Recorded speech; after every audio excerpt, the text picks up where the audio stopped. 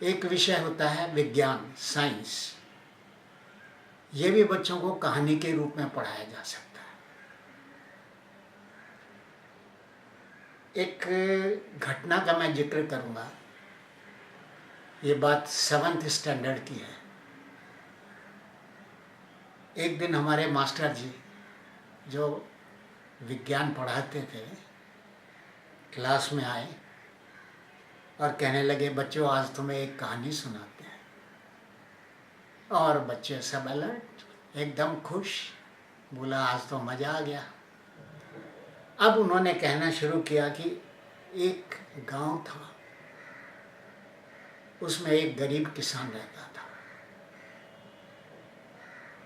एक दिन उसकी झोंपड़ी में आग लग गई,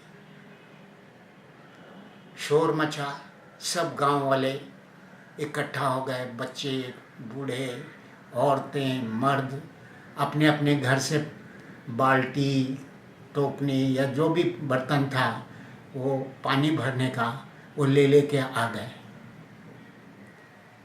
गांव से एक 100 मीटर दूर पे करीब एक कुआं था।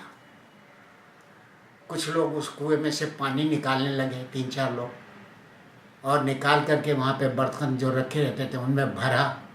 फिर एक ने दूसरे को, कम से कम 50 आदमियों ने एक लाइन लगा ली। तो कुएं से जहाँ आग लगी थी किसान के झोंपड़े में, वहाँ तक वो एक दूसरे को बर्तन पास करते गए।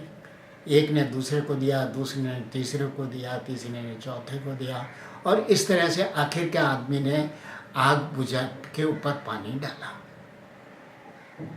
इसके अलावा करीब 10 मीटर दूर पे एक और जानवरों के पीने के लिए पानी का वो भरा हुआ था। तो कुछ लोगों ने क्या किया कि बाल्टी पानी की भरी, उठाई और सीधे जाकर के आग के ऊपर डाल दी। तीसरा एक और था, बिल्कुल झोंपड़ी के बाहर एक जानवरों के पीने का एक छोटा सा वो और था, जहाँ उसके खुद के जानवर पानी पीते थे, वो भी भरा हुआ था पानी से। कुछ लोगों ने क्या किया कि वहाँ से पानी भरा बाल्टी में और सीधा फेंका। थोड़ी देर में आग बुझ गई। अब वो कहने लगे, बच्चों इसी तरह से जो हीट होती है, गर्मी, वो एक जगह से दूसरी जगह पे ट्रेवल करती है। तो फिर उन्होंने बताया कि एक कंडक्शन प्रोसेस है, एक कन्वेक्शन है, जिसमें कि लाइन लग गई लोगों की। एक एटम ने दूसरे एटम को इसको दिया हीट, तीसरे को दिया, और आखिर में वो हीट हमारे हाथ तक पहुंची। इसी प्रकार दूसरा तरीका था जो इसमें पानी भरा और सीधा लेके चल दिया। वो लिक्विड ऐसे में से हीट गर्म होती है। अगर आग के ऊपर एक भगोने में पानी रख दें तो नीचे का पानी गर्म होता है, ऊपर उठता है। वो वैसे ही हो गया जैसे बाल्टी भर के आया और उसने सीधा झोंपड़ी पे डाला। और तीसरा जो तरीका था कि सीधा उसको पानी भर के बाल्टी में और आग के ऊपर झोंपड़ी पे डाला। तो ये 3 तरीके थे जिससे कि हीट ट्रैवल करती है। सूर्य से जो हमारे पास हीट आती है, या रेलवे इंजन के पास हम खड़े हो जाते हैं तो वो रेडिएशन से आती है।